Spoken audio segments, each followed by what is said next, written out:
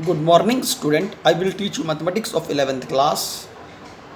This is practice video, and there are some many important theorems of second chapter. Uh, theorem A cross B का intersection C cross D के साथ निकालें। चार set हैं A, B, C and D। ये चार set आपको given है। तो A क्रॉस B का इंटरसेक्शन C क्रॉस D के साथ निकालें तो that is equal to A का C के साथ इंटरसेक्शन आना चाहिए, क्रॉस प्रोडक्ट B का D के साथ इंटरसेक्शन आना चाहिए। ये प्रूव करना है मुझे। देखो बेटा, पहले सेट का पहले जो A दे रखा है उसका A C के साथ, पहले सेट के साथ ही, बाद में जो B सेट दे रखा है, जो उसमें बाद में B सेट दे रखा है, उस B का D के साथ इंटरसेक्शन निकालना पड़ेगा। ठीक है, हम क्या करते हैं, एक ऑर्डर पेयर ले लेता हूँ A, B का। मैं ये प्रूव करने के लिए मुझे एक दूसरे का सबसेट दिखाना पड़ेगा। ये बहुत ही इंपॉर्टेंट रिजल्ट है बेटा। इससे एक रिजल्ट और निकाला जाएगा, इससे कुछ क्वेश्चंस भी बनेंगे, इसलिए ये रिजल्ट इंपॉर्टेंट है, ध्यान रखना। तो मुझे प्रूव करना है कि ये पूरा जो है ना सबसेट है इसका, इस पूरी वैल्यू का। तो इसके लिए मैं इसमें से एक एलिमेंट उठाऊंगा और उसे इसमें दिखा दूंगा। ठीक है, तो हम क्या करते हैं, A, B का ऑर्डर पेयर बिलोंग करता है A cross B intersection C cross D में। ठीक है बेटा, एक ऑर्डर पेयर लेके चलते हैं, क्योंकि क्रॉस प्रोडक्ट में जो एलिमेंट बनते हैं वो ऑर्डर पेयर में बनते हैं। इसलिए बेटा, जब मैं किसी सेट में से जिसमें क्रॉस प्रोडक्ट दे रखा हो, जिसमें क्रॉस का निशान दे रखा हो, वहाँ से जो एलिमेंट अगर मैं लेके चलता हूँ, उसमें से जो एलिमेंट लेके चलता हूँ बेटा, वो ऑर्डर पेयर में लेके चलूँगा। ठीक है, सिंपल एलिमेंट लेके नहीं चलूँगा, क्योंकि क्रॉस प्रोडक्ट में जो एलिमेंट होता है वो ऑर्डर पेयर की फॉर्म में होता है। तो जो A, B का ऑर्डर पेयर अगर इसमें बिलोंग करता है तो वो इसमें भी होना चाहिए। इस इंटरसेक्शन का मतलब एंड है, A, B बिलोंग करना चाहिए C क्रॉस D में। क्लियर? अच्छा, इसका क्या मतलब, कोई order pair A cross B में बिलोंग करता है तो इसका क्या मतलब होता है कि पहला एलिमेंट A है वो A सेट में जाना चाहिए, बीच में एंड आना चाहिए, और दूसरा एलिमेंट B है वो B सेट में जाना चाहिए। एंड इसका मतलब यही है कि पहला एलिमेंट A C सेट में बिलोंग करना चाहिए, दूसरा एलिमेंट B D सेट के अंदर बिलोंग करना चाहिए। ठीक है जी, अब इसके अंदर आप चेक करें कि एक जैसे एलिमेंट कहाँ नजर आ रहे हैं, या ये समझ में आया? उसके बाद अगर चेक करूँ तो A बिलोंग करता है A के अंदर, और A ही एलिमेंट बिलोंग करता है किसके अंदर, C के अंदर बिलोंग करता है। ठीक है, तो A belong to A and A belong to C, इस दोनों को आप एक साथ रख सकते हो, इन दोनों को उठा के एक साथ रख सकते हो, बीच में एंड लगा सकते हो। ठीक है, एंड और B बिलोंग करता है B सेट के अंदर, और B बिलोंग करता है D सेट, जहाँ पे दोनों में एलिमेंट एक जैसे हैं इसलिए इन दोनों को एक साथ रख लिया, और यहाँ पे A एलिमेंट दोनों में एक जैसा है इसलिए A वाले एलिमेंटों को एक साथ रख लिया। तो B बिलोंग करता है B में एंड B बिलोंग करता है D में, इन दोनों को एक साथ रख लिया हमने। ठीक है जी, इससे क्या फ़ायदा होगा, क्योंकि A भी A सेट में बिलोंग करता है और A C सेट में बिलोंग करता है, बीच में एंड है, तो इसका मतलब जो ये A एलिमेंट है जो A में भी है, जो ये A एलिमेंट है जो C के अंदर भी, तो A और C के इंटरसेक्शन में भी बिलोंग करना चाहिए, क्योंकि एंड का मतलब इंटरसेक्शन होता है। ठीक है, अब B एलिमेंट B सेट में भी है, वही B एलिमेंट D सेट में भी है, तो B एलिमेंट दोनों सेट में हो तो उनके इंटरसेक्शन में भी बिलोंग करना चाहिए। ये बात तो आपको पहले से ही पता है।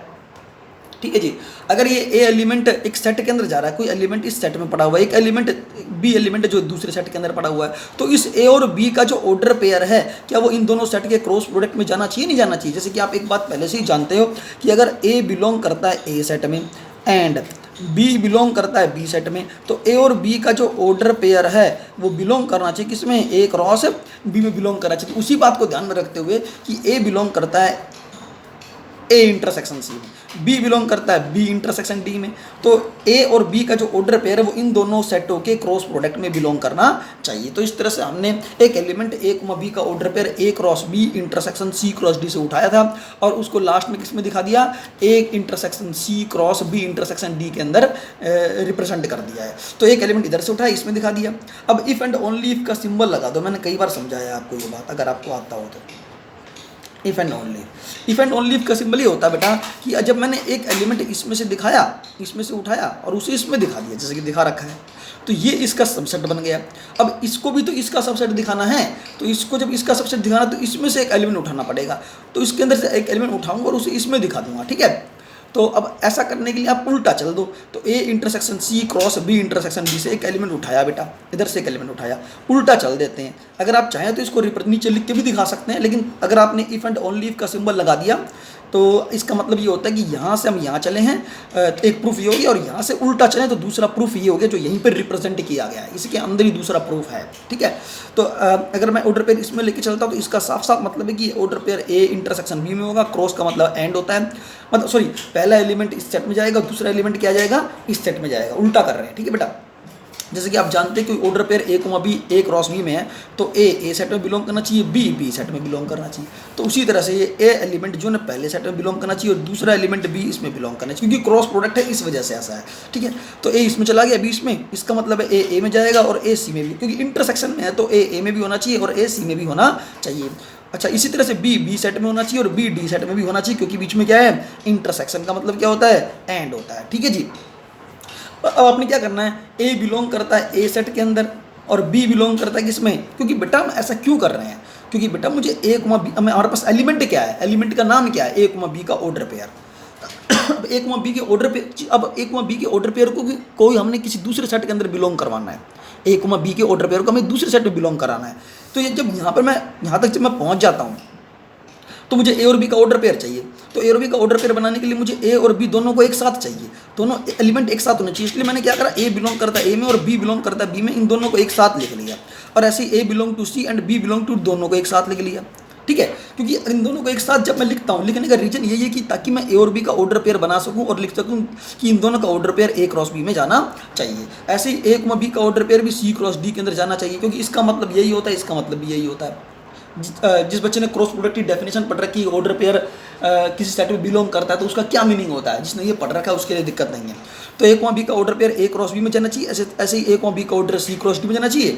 तो ये सेम एलिमेंट नहीं बन गए, यहाँ पर दोनों सेम एलिमेंट हैं, ये दोनों सेम एलिमेंट हैं। तो ये दोनों सेम, बीच में एंड का प्रयोग कर रखा है, तो दोनों के बीच में इंटरसेक्शन आना चाहिए कि एक एलिमेंट है इस सेट में पड़ा है, ये एलिमेंट बेटा इस सेट में एलिमेंट इस सेट में पड़ा हुआ है, मतलब ये एलिमेंट इस सेट में पड़ा हुआ है, ये एलिमेंट इस सेट में पड़ा, तो वो दोनों के इंटरसेक्शन में भी जाना चाहिए।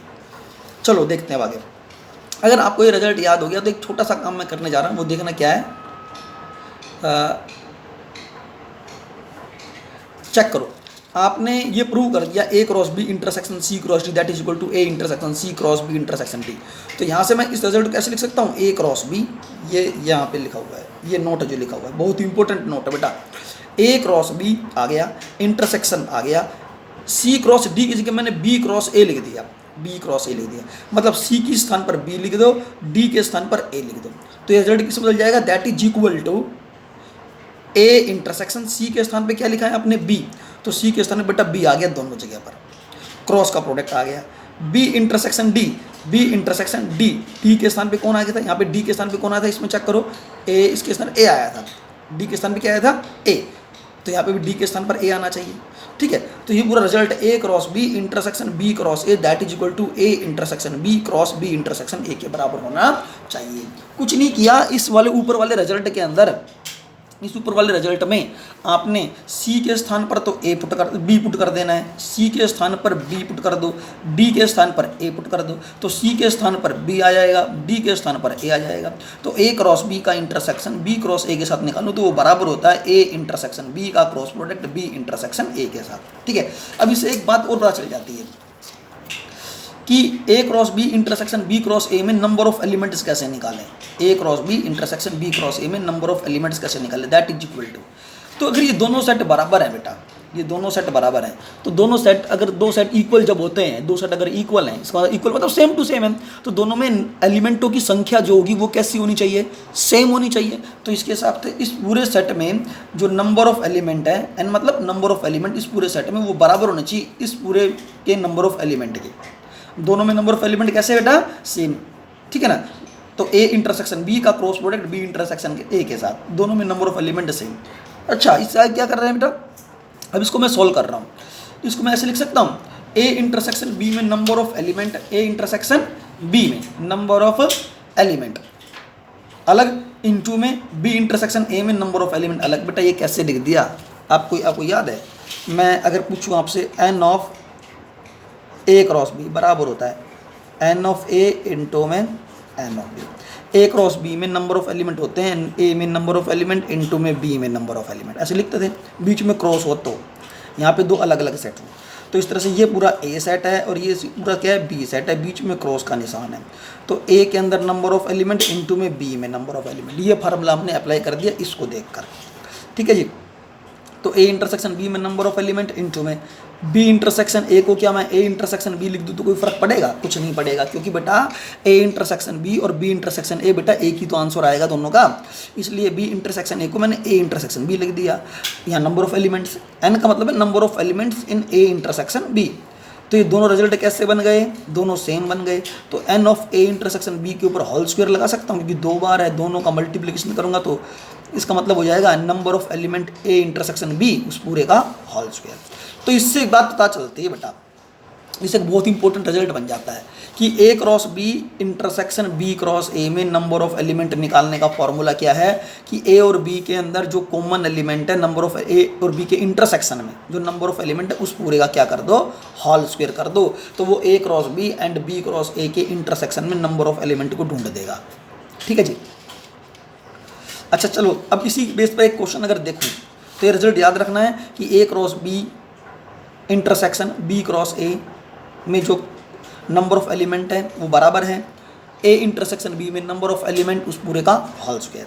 चलो एक क्वेश्चन देखते हैं। If A and B are two sets, 2 set है ए और B, having m elements in common, दोनों में एम एलिमेंट्स कॉमन है, मतलब ए और बी के इंटरसेक्शन में एम एलिमेंट है। ठीक है, then how many elements are common in A cross B and B cross A. अगर ए और बी 2 सेट हैं बेटा, ए और बी 2 सेट हैं, अगर उन दोनों में कॉमन एलिमेंट ढूंढूं तो वो कितने हैं? ए इंटरसेक्शन बी में कॉमन एलिमेंट है एम के बराबर। ठीक है, ए और बी के इंटरसेक्शन में जो नंबर ऑफ एलिमेंट्स है जो कॉमन है वो बेटा किसके बराबर है? एम के बराबर है। चेक करो, अगर ए और बी कोई 2 सेट है जिसके अंदर जो ए और बी 2 सेट है कोई बेटा have m elements in common, जिसमें एम एलिमेंट्स कॉमन है। इन दोनों में कितने एलिमेंट कॉमन है बेटा? ए और बी में एम एलिमेंट्स कॉमन है। तो बताना है कि ए क्रॉस बी निकाला जाए और बी क्रॉस ए निकाला जाए, इन दोनों में कितने एलिमेंट कॉमन होंगे, इनके इंटरसेक्शन में कितने एलिमेंट सेम, यानी कि दोनों में सेम एलिमेंट कितने हैं, ये मतलब हुआ इसमें। जबकि ए और बी के अंदर सेम एलिमेंट कितने हैं? एम है। तो मैंने लिख दिया ए और बी के इंटरसेक्शन में नंबर ऑफ एलिमेंट कितने हैं? एम है। इनके इंटरसेक्शन मतलब इन दोनों में सेम एलिमेंट कॉमन एलिमेंट कितने हैं? एम है। तो बताओ ए क्रॉस बी और बी क्रॉस ए में नंबर ऑफ एलिमेंट कितने हुए? चलो देखते हैं सॉल्यूशन इसका, एक लाइन में ही है। ए क्रॉस बी का इंटरसेक्शन बी क्रॉस ए के साथ, इसमें नंबर ऑफ एलिमेंट निकालने का फॉर्मूला अभी थोड़ी देर पहले समझाया है, ये रहा। ए क्रॉस बी और बी क्रॉस ए में नंबर ऑफ एलिमेंट कॉमन निकालने का फॉर्मूला, ए और बी का इंटरसेक्शन में नंबर ऑफ एलिमेंट निकालो, उस पूरे का होल स्क्वायर कर दो। तो A cross B intersection B cross A में number of element that is equal to A intersection B में नंबर ऑफ एलिमेंट निकालो और उस पूरे का क्या कर दो? होल स्क्वायर कर दो। लेकिन ए इंटरसेक्शन बी में नंबर ऑफ एलिमेंट कितने हैं बेटा?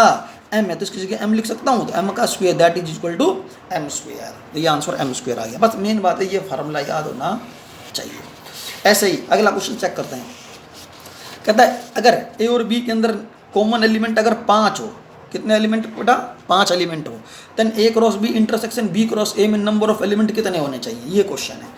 तो ए क्रॉस बी का इंटरसेक्शन बी क्रॉस ए के साथ, इसमें number of element that is equal to A intersection B में नंबर ऑफ एलिमेंट निकालो, उस पूरे का होल स्क्वायर कर दो। ए इंटरसेक्शन बी में नंबर ऑफ एलिमेंट निकालो, उस पूरे का क्या कर दो? होल स्क्वायर कर दो। लेकिन ए इंटरसेक्शन बी में नंबर ऑफ एलिमेंट कितने हैं? 5 है, तो 5 का स्क्वायर करते कितना आया? 25। तो इस तरह से आपको ये रिजल्ट याद रखना चाहिए। आगे चलते हैं। अच्छा इसमें क्या है? इसमें कहता है थ्योरम, बेटा 3 थ्योरम है, वेरी इंपॉर्टेंट थ्योरम है आसान सी, मुश्किल थ्योरम बिल्कुल भी नहीं है। कहता है पहली थ्योरम ए का cross product B dash intersection B dash, dash का मतलब कॉम्प्लीमेंट, डैश का मतलब क्या बेटा? Complement, B dash union C dash, उस पूरे पर dash, that is equal to, ये पूरा रिजल्ट बराबर है ए क्रॉस ए का बी के साथ क्रॉस फिर इंटरसेक्शन फिर ए का सी के साथ क्रॉस, ये निकालना है पहली थ्योरम ये। दूसरी थ्योरम ए का cross product B intersection C के साथ, यहाँ बी और सी के बीच में इंटरसेक्शन आ जाए, एक बार बी और सी के बीच में यूनियन है, यहाँ पे इंटरसेक्शन है, ये दोनों में फ़र्क है। तो अगर ए का cross product B intersection C के साथ, तो इसका ये बराबर होगा ए का क्रॉस प्रोडक्ट बी के साथ निकालो, इंटरसेक्शन ए का क्रॉस प्रोडक्ट सी के साथ निकालो। अगर यूनियन आ जाए तो ए का क्रॉस प्रोडक्ट बी के साथ निकालो, यूनियन ए का क्रॉस प्रोडक्ट सी के साथ निकालो। बेटा ये 3 थ्योरम वेरी इंपॉर्टेंट थ्योरम है, ये बात ध्यान रखनी है। चलो मैं पहले थ्योरम नंबर 2 करवाऊंगा, क्योंकि पहले थ्योरम नंबर 2 एक्चुअली मैंने गलती से लिख दी, पहले थ्योरम यही आनी थी, फिर बाद में ये थ्योरम आनी थी। ठीक है, ए का cross product B intersection C बराबर प्रूव करो ए क्रॉस बी का इंटरसेक्शन ए क्रॉस सी के साथ। चलो देखते हैं कैसे प्रूव करने वाले हैं बेटा। ठीक है, जब दो सेटों को बराबर दिखाते हैं तो दोनों को एक दूसरे का क्या दिखा दो, सबसेट दिखा दो। ठीक है बेटा, मैं ए क्रॉस बी इंटरसेक्शन सी को सबसेट दिखाना चाहता हूँ, किसका, इस पूरे का। जिसने जिसने पहले की थ्योरम्स पढ़ रखी हैं कि सबसेट कैसे दिखाते थे, दो सेटों को इक्वल कैसे करते थे, ठीक है, प्रूव कैसे करते थे कि ये सेट इसके बराबर है, उसके लिए आसान है समझना। बाकी जो नए बच्चे हैं अगर उन्हें ये नहीं पता तो फिर प्रॉब्लम आएगी बेटा, क्योंकि मैं एक प्रैक्टिस करवा रहा हूँ यहाँ पर, यहाँ नई वीडियो नहीं बनाया मैंने आपके लिए। चलो मुझे पहले प्रूव करना है क्या, कि ए का cross product B intersection C that is the subset of A cross B intersection A cross C. मुझे ये प्रूव करना है बेटा, ए का cross product B intersection C के साथ that is subset of A cross B intersection A cross C आना चाहिए। इसमें से मैं एक एलिमेंट उठाऊंगा और उसे इसमें दिखा दूंगा, बस ये काम करना है। तो लेट हम मान लेते हैं कि एक्स वाई का ऑर्डर पेयर मैंने ए क्रॉस बी इंटरसेक्शन सी से उठाया, क्योंकि बेटा क्रॉस प्रोडक्ट जहाँ भी क्रॉस प्रोडक्ट आ जाए वहाँ पर जो एलिमेंट उठाएंगे उस सेट से जो एलिमेंट उठाएंगे बेटा वो ऑर्डर पेयर की फॉर्म में होना चाहिए। तो एक्स वाई का ऑर्डर पेयर बिलोंग करता है ए क्रॉस बी इंटरसेक्शन सी में। इसका साफ साफ मतलब है पहला एलिमेंट एक्स ए सेट में बिलोंग करेगा, दूसरा एलिमेंट वाई वो दूसरे सेट में बिलोंग करेगा। दूसरा सेट कौन सा है, बी इंटरसेक्शन सी। तो एक्स बिलोंग करेगा ए में एंड वाई बिलोंग करेगा बी इंटरसेक्शन सी में। एक्स बिलोंग करेगा ए में एंड अगर वाई बिलोंग करता है बी इंटरसेक्शन सी में तो इसका मतलब वाई बिलोंग करना चाहिए बी में, इंटरसेक्शन का मतलब एंड वाई बिलोंग करना चाहिए सी में। इसका मतलब तो क्लियर है, ठीक है जी। अच्छा इस बात को हम ऐसे लिख सकते हैं, अब मैं x बिलोंग करता है a में एंड इस पूरी वैल्यू को एक बार y बिलोंग टू b के साथ ले लूँगा और इस पूरी वैल्यू को एक बार y बिलोंग टू c के साथ रख लूँगा। ये ऐसी कुछ बात है जैसे कि 2 का क्रॉस प्रोडक्ट 3 + 5 है तो 2 इंटू में 3 + 2 इंटू में 5, समझ रहे हो। 2 का प्रोडक्ट 3 + 5 के साथ है तो 2 का मल्टीपल 3 के साथ और बीच में प्लस का निशान 2 का मल्टीपल 5 के साथ। ये ऐसी बात 2 इंटू में 3 दोनों से मल्टीप्लाई होता है, इसी तरह से इसके अंदर कर रहे हैं। x बिलोंग करता है a के अंदर and y belong to b and y belong to c। तो ये पूरी वैल्यू एक बार y बिलोंग टू b के साथ, इस पूरी वैल्यू को एक बार y बिलोंग टू b के साथ और इस पूरी वैल्यू को एक बार y बिलोंग टू c के साथ ले लेंगे। अगर x बिलोंग करता है a में एंड y बिलोंग करता है b में तो x और y का ऑर्डर पेयर बिलोंग करना चाहिए a और b के क्रॉस प्रोडक्ट में, ठीक है। एंड x बिलोंग करता है a में, y बिलोंग करता है b में तो x और y का order pair a cross c में बिलोंग करना चाहिए। तो ये ऑर्डर पेयर जो है ए क्रॉस बी में भी है, ये order pair A cross C में भी है, तो ये ऑर्डर पेयर दोनों के इंटरसेक्शन में बिलोंग करना चाहिए। क्योंकि कोई एलिमेंट बेटा अगर कोई एलिमेंट ए क्रॉस बी में भी है और कोई एलिमेंट वाई क्रॉस सी में भी है, मतलब वो एलिमेंट एक सेट में है, एक वही एलिमेंट दूसरे सेट में भी है, तो वो एलिमेंट दोनों के इंटरसेक्शन में बिलोंग करना चाहिए नहीं करना चाहिए। इसलिए ये element A cross B intersection A cross C में बिलोंग करना चाहिए। अच्छा यहाँ पे x belong to a and y belong to b जो ये लिख रखा है x belong to a and y belong to b, यहाँ तक आ चुके हैं भाई। x बिलोंग करता है a में एंड y बिलोंग करता है b में। ऐसा लेने का एक रीजन और भी है, क्योंकि मुझे x और y का order pair a cross b में लेके जाना है, a क्रॉस b में। क्यों, क्योंकि मुझे एलिमेंट को इस सेट में दिखाना है, इस पूरे सेट में। तो पहले एलिमेंट को मैं ए क्रॉस बी में दिखाऊंगा, उसी एलिमेंट को मैं ए क्रॉस सी में भी दिखाऊंगा। इसलिए एक्स को ए के साथ भी एक x belong to A and x belong करता है ए में एंड इसको पूरे को वाई बिलोंग टू बी के साथ भी लिया और इस पूरी वैल्यू को वाई बिलोंग टू सी के साथ भी लिया, ठीक है। चलिए आगे, अगर अच्छा ये इस तरह से हमने ये प्रूव किया कि ए का cross product B intersection C के साथ लेके चलते हैं और वो बराबर आना चाहिए A cross B intersection A cross C. तो हमने इसको इसका क्या दिखा दिया, सबसेट दिखा दिया। अगर उल्टा चल दें तो यहाँ पे सिंबल लगा सकते हैं इफ़ एंड ओनली इफ़ का सिंबल लगा दें तो ये इसका सबसेट हो जाएगा। ये एक दूसरे के सबसेट है तो हम कह सकते हैं कि ये बराबर होने चाहिए। चलिए आगे थ्योरम नंबर फर्स्ट समझाना चाहूँगा अब मैं। थ्योरम नंबर फर्स्ट कहता है A cross B dash union C dash का कॉम्प्लीमेंट बराबर होता है A cross B intersection A cross C के बराबर होना चाहिए। थ्योरम नंबर फर्स्ट ध्यान दो, लेकिन थ्योरम नंबर 2 पहले आनी चाहिए, क्योंकि थ्योरम नंबर 2 का मैं यूज़ करूँगा इस थ्योरम नंबर 1 को प्रूव करने के लिए कि ए का cross product B intersection C के साथ बराबर होता है A cross B intersection A cross B intersection A cross C, ये होता है, ठीक है जी। इसका प्रूफ मैंने अभी आपको समझाया है यहाँ पर। तो अब थ्योरम नंबर फर्स्ट की तरफ ध्यान दो। थ्योरम नंबर फर्स्ट ये है ए का cross product B dash union C dash का complement that is equal to A cross B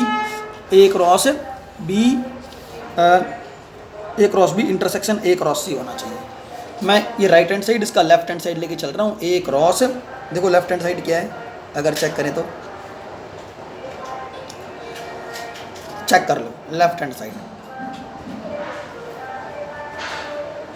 ये थ्योरम नंबर 1, ये थ्योरम नंबर यहाँ से प्रूव करने वाला हूँ मैं। इसका लेफ्ट हैंड साइड ये रहा, A cross B dash union C dash का कॉम्प्लीमेंट लेके चल रहा हूँ, ठीक है, यही लेके चल रहा हूँ।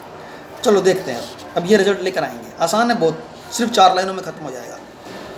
ए का cross product B dash union C dash के ऊपर कॉम्प्लीमेंट है, इसे कहते हैं डी मोर्गन्स लॉ। क्या बोलते हैं इसको बेटा? डी मोर्गन्स लॉ की हेल्प से प्रूव करने वाला हूँ इसको, डी मोर्गन्स लॉ की हेल्प से। B dash union C dash के ऊपर कॉम्प्लीमेंट, याद करो ए यूनियन बी के ऊपर डैश बराबर होता है A dash intersection B dash, that is called De Morgan's law. तो इसके हिसाब से ए का क्रॉस प्रोडक्ट बी डैश के ऊपर डैश, बी डैश इसके ऊपर डैश इंटरसेक्शन, यूनियन की जगह इंटरसेक्शन सी डैश के ऊपर फिर एक डैश, एक जैसे कि यहाँ पे बता रखा है ए के ऊपर डैश अलग, बी के ऊपर डैश अलग, यूनियन है तो इंटरसेक्शन, यूनियन है तो इंटरसेक्शन, इसके ऊपर डैश अलग और इस पर डैश अलग। ए का क्रॉस प्रोडक्ट बी के ऊपर डबल डैश बी होता है, इंटरसेक्शन सी पे डबल डैश सी के बराबर ही होता है, ठीक है बेटा। तो क्या बन गया? ए क्रॉस बी इंटरसेक्शन सी बन गया, ए क्रॉस बी इंटरसेक्शन सी बन गया। अभी तो मैंने आपको ये प्रूव करके दिखाया है कि A cross B intersection C बराबर होता है ए का क्रॉस प्रोडक्ट बी के साथ इंटरसेक्शन ए का क्रॉस प्रोडक्ट सी के साथ। तो यहाँ पे डायरेक्टली मैं लिख सकता हूँ कि ए का क्रॉस प्रोडक्ट बी के साथ इंटरसेक्शन ए का क्रॉस प्रोडक्ट सी के साथ by using the theorem number 2। Hence the result. बेटा बस यहीं तक करके लाना है अभी आपको फिलहाल। ये थ्योरम नंबर 1 को प्रूव कर दिया है। थ्योरम नंबर 3 भी एक, ए का cross product B union C बराबर होता है A cross B union A cross C, union है तो यहाँ पे यूनियन आ जाएगा, ठीक है। इस दूसरी वाले थ्योरम में इंटरसेक्शन था तो ए क्रॉस बी, यहाँ पे इंटरसेक्शन ए क्रॉस सी आ गया, इंटरसेक्शन तो यहाँ इंटरसेक्शन, यूनियन तो यहाँ यूनियन आना चाहिए, ठीक है जी। तो ये थ्योरम नंबर 3 अपने आप करके देखना है। मैं फर्स्ट और सेकंड समझा चुका हूँ, थ्योरम नंबर 3 जो है बेटा अपने आप करके देखना है, ठीक है। Hence the result.